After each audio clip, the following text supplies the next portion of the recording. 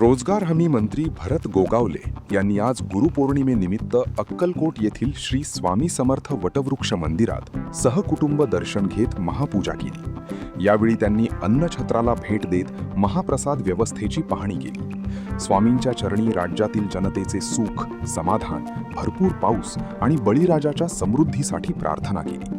तसेच अन्नछत्राचा वाढता विस्तार पाहता नव्या भोजनालय कक्षाचे काम सुरू असून पुढील गुरुपौर्णिमेपर्यंत ते पूर्ण होईल अशी माहिती त्यांनी दिली।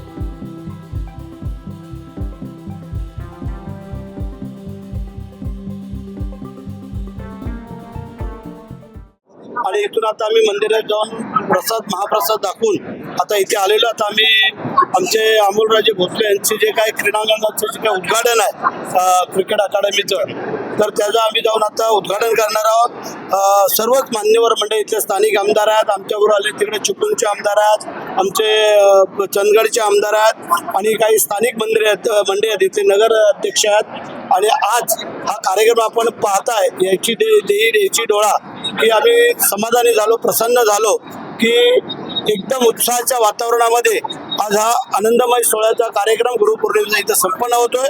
संपूर्ण महाराष्ट्राच्या जनतेला सुख, समाधान, आयुष्यमान सगळं लाभू दे, पाऊस चांगला पडू दे आणि तुमचा शेतकरी बांधव बळीराजा हा सुखा समाधानी नांदू दे।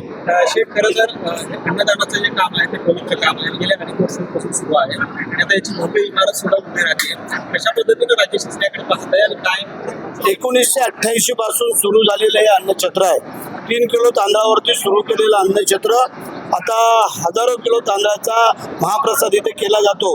जागा अपुरी पडते म्हणून इथल्या मंडळींनी सगळ्यांनीच मिळून आज एक मोठं भोजनालय कक्ष उभं करतात। काम चालू झालेलं आहे आणि मला वाटतं काही महिन्यात काम पूर्ण झालं का परत आम्ही पुढच्या गुरुपौर्णिमेच्या अगोदर हे काम पूर्ण होईल आणि आम्ही सर्वच आमदार असतील, मंत्री असतील, मुख्यमंत्री, उपमुख्यमंत्री ज्यांना हे बोलवतील त्या सगळ्यांना घेऊन येण्याची जबाबदारी आम्ही सर्व घेतो आणि एक चांगल्या कामाला त्यावेळेला सुरुवात करू।